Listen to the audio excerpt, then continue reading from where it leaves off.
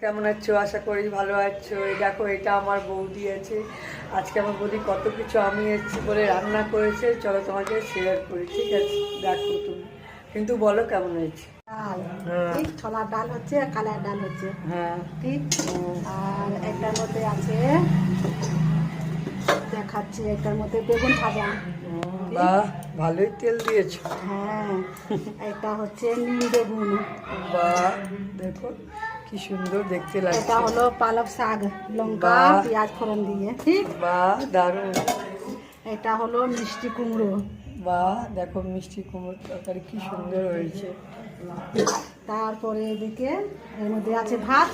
এটা ভাত করেছে, দেখো আমরা অনেক লোক আছি, মামার বাড়ি থেকে এসছে, আর এর মধ্যে আমরা হচ্ছে এসছি। বাঁধাকপির সবজি। হ্যাঁ, বাহ, দারুণ দেখতে লাগছে মনে হয়। আর এদিকে আছে পোলাও, এটা তো দেখাওনি, এটা দেখো পোলাও, চাটনি, তারপরে ডাল তোমার হচ্ছে, তারপরে একটা ডাল হচ্ছে। এটা হচ্ছে, এটাও আলাদা করে ডাল করেছে বাচ্চাদের জন্য। এটা আলু কপির তরকারি।